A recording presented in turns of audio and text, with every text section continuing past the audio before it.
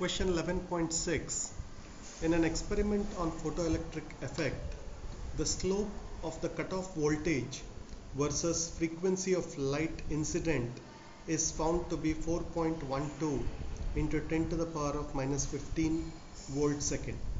Calculate the value of Planck's constant. So if you reread the question, you'll see that the frequency of incident light, right, has been plotted against the slope of the cutoff voltage, right, and this ratio is given to be 4.12 into 10 power minus 15 volt second. So how do we approach this problem? So you'll observe that the slope of the cutoff voltage versus frequency of incident light, that is capital V, if I take that as cutoff voltage, and nu in the denominator, this ratio is given to us. Now we know the relationship of energy being equal to E into V, and energy is also equal to the Planck's constant multiplied by the frequency of light. So now what I do is I need to calculate Planck's constant, so I keep h on one side and bring the nu factor to the denominator on the right hand side. So I'm left with E into capital V by nu. So all that's now required is to substitute the values. So E is 1.6 into 10 power minus 19 into capital V by V. This ratio is given to us, so that is directly substituted as 4.12 into 10 power minus 15. So the result is 6.592 into 10 to the power of minus 34 joule second, which is a very close approximation to the actual Planck's constant. Question 11.7. A 100-watt sodium lamp radiates energy uniformly in all directions.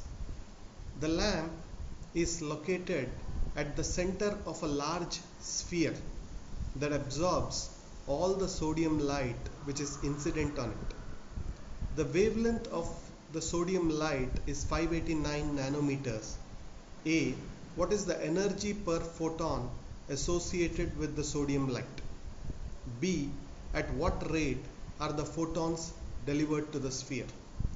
So the first part is pretty straightforward because they have given you the wavelength of the sodium lamp light.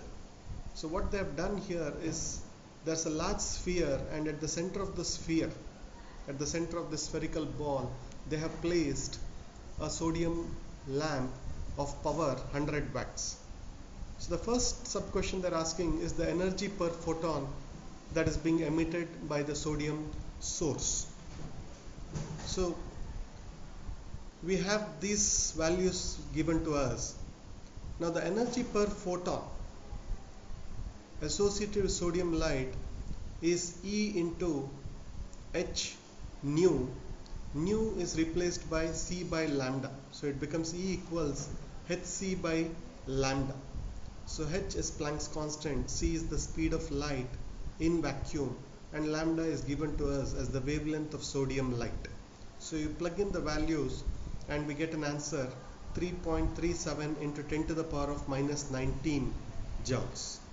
Now if you want to express that in electron volts, you have to just divide it by the charge on a single electron. So doing that, we get an answer 2.11 electron volts. Now coming to the second part. The second part, they have given us the power of the sodium lamp, which is 100 watts. Now in one of the previous problems, we know that power is equal to number of photons into the energy possessed by one photon. So energy possessed by one photon has already been calculated by us as 2.11 electron volts. So P, or total power of the lamp, is equal to number of electrons multiplied by energy of one emitted photoelectron. So we need to calculate N, keep N on left hand side. The equation becomes N equals P by E. So 100 watts divided by Now we don't take 2.11 electron volts because that's in electron volts. We take the one in joules. So we take 3.37 into 10 power minus 19 joules, because this is in watts, and this too we need to take it in joules because then it will conform to the SI system. So what we get is 2.96 into 10 to the power of 20 photons per second. So that's the number of photons being delivered by the sodium vapor lamp to the sphere every second. Question 11.8. The threshold frequency of a certain metal is 3.3 into 10 to the power of 14 Hertz. If light of frequency 8.2 into 10 to the power of 14 Hertz is incident on the metal, predict the cutoff voltage for the photoelectric emission. So they have given the values of two frequencies of light that is relevant to the problem. The first one is the threshold frequency. So remember, threshold frequency determines the work function of the metal. So the threshold frequency is the minimum frequency necessary for photoelectron emission to even begin. And the second frequency they have given is definitely higher than the first frequency, and definitely there is some photoelectric emission happening when the second frequency of light is incident on the metal. So now we are required to find out the cutoff voltage. Now if you remember the equation, energy or the kinetic energy of electrons is equal to the energy of the incident frequency of light minus the work function, that is E is equal to h nu minus phi naught. Now we'll use that to develop a relationship that will lead us to the cutoff voltage. So the equation I start with is E is equal to capital E equals h nu minus 5 naught, right? Now on the left hand side, E can be represented as E into V naught, which is the energy, that is the difference between the incident energy minus the work function. So on the right hand side, I can write it as h nu minus h into nu naught, where nu naught is the threshold frequency. So h is common, I take h out. So what I'm left with is h v minus nu naught, and I bring the e to the right hand side. I get h into nu minus nu naught by e, which gives me my cutoff voltage. So plug in the values, you will get 6.626 into 10 power minus 34 into the difference between the two frequencies of light given divided by the charge on an electron. So what I get is 2.0292 volts. So V naught, what is the answer that I've got as 2.0292 volts, is the cutoff voltage, which means that's the minimum voltage to be applied, reverse voltage to be applied to the anode of the cathode ray tube, so as to stop the electrons from reaching the anode. So that is what is your cutoff voltage. Question 11.9. The work function for a certain metal is 4.2 electron volts. Will this metal give photoelectric emission for incident radiation of wavelength 330 nanometers? So the fact that you'll need to grasp to solve this problem is that the work function defines the minimum amount of energy that an incident light radiation has to bring so as to enable photoelectric emission. So that is given to be 4.2 electron volts for a certain metal. Now they are asking that if a certain wavelength of light is incident on this metal, will it give out photoelectric emission or not? So first we need to calculate the energy being given or passed on to the metal because of incident light of wavelength 330 nanometers being incident on the metal. So for that we use the simple relationship E is equal to hc by lambda to calculate the energy.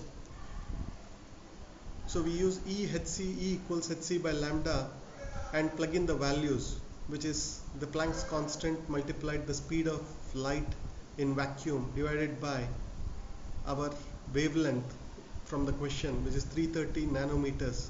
So 330 into 10 power minus 9. So we get a value of 6 into 10 power minus 19 joules, which I then convert into electron volts. So I divide it by the charge on a single electron. That gives me 3.76 electron volts. Now we do a comparison between the value we have got. This is the energy that light of 330 nanometers imparts to the metal.